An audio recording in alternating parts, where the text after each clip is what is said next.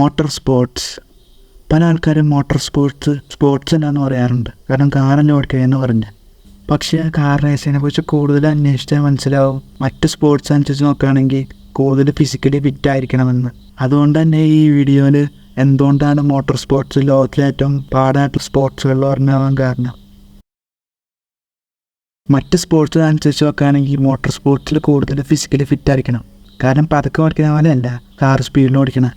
Car സ്പീഡിൽ ഓടിക്കുമ്പോൾ steering വീലുണ്ടാകുന്ന force കൂടി വരും. കാരണം ടയർ എത്ര സ്പീഡിൽ കറങ്ങുമ്പോൾ സ്ട്രൈറ്റ് ലൈനിൽ പോകാനാണ് ശ്രമിക്കുന്നത്. അതുകൊണ്ട് തന്നെ സ്റ്റിയറിംഗ് വീലിൽ കുറേ ബലം പ്രയോഗിച്ചാൽ മാത്രമാണ് വണ്ടി തിരിക്കാൻ പറ്റുള്ളൂ. പിന്നെ റേസ് കാറിൽ ബ്രേക്ക് ഡിസ്കൊക്കെ ഭയങ്കര വലുതാണ്. അതുകൊണ്ട് തന്നെ ബ്രേക്ക് പെഡലിൽ 100 കിലോഗ്രാം ഫോഴ്സൊക്കെ ഉപയോഗിച്ചാലാണ് മര്യാദയ്ക്ക് ബ്രേക്ക് പിടിക്കാൻ പറ്റുള്ളൂ. കാർ ഹൈ സ്പീഡിൽ ടേണിൽ കൂടെ പോകുമ്പോൾ 1 to 6 G ഫോഴ്സ് ബോഡിയിലുണ്ടാവും. ഇനേർഷ്യ കാരണം ഉയരങ്ങളിൽ നിന്ന് ചാടി നിലത്തിടിക്കുമ്പോൾ ഉണ്ടാവുന്ന ആ ഫോഴ്സാണ് ടേണിൽ എപ്പോഴും ഉണ്ടാവുന്നത്. ആ ഫോഴ്സ് സാധാരണക്കാരന് താങ്ങാൻ പറ്റൂല.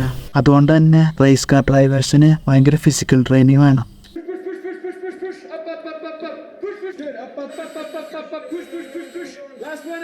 സാധാരണ ആൾക്കാർ റേസ് കാർ ഓടിക്കാൻ നോക്കിയാൽ കൈയും കാലിൻ്റെ പൊടിഞ്ഞു.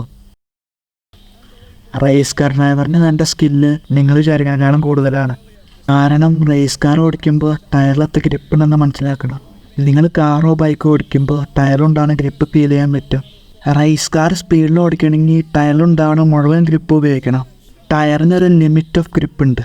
അതായത് ഒരു ലിമിറ്റ് വരെ ടയറിന് മാക്സിമം ഗ്രിപ്പ് തരാൻ പറ്റും. പക്ഷെ ലിമിറ്റ് കഴിഞ്ഞു പോയാൽ ഒട്ടും ഗ്രിപ്പ് ഉണ്ടാവില്ല. അതുകൊണ്ട് തന്നെ സ്പീഡിൽ ഓടിക്കണമെങ്കിൽ ആ ലിമിറ്റ് ഓഫ് ഗ്രിപ്പിന് ഉണ്ടാവണം. അതും ലിമിറ്റിൻ്റെ മേളിൽ പോകാണ്ട്. അത് പറയാനുള്ള അത്ര എളുപ്പമുള്ള പരിപാടിയൊന്നും അല്ല. കാരണം ഈ ലിമിറ്റ് ഓഫ് ഗ്രിപ്പ് നമ്മൾ തന്നെ കണ്ടുപിടിക്കണം. പിന്നെ ഈ ലിമിറ്റ് ഓഫ് ഗ്രിപ്പ് കൂടുകയും കുറയുകയും ചെയ്യുക. കാലാവസ്ഥ അനുസരിച്ച് മഴ പെയ്യുമ്പോൾ ഗ്രിപ്പ് കുറവായിരിക്കും. ഒരു ചില സമയത്ത് ഗ്രിപ്പ് കൂടി വരും.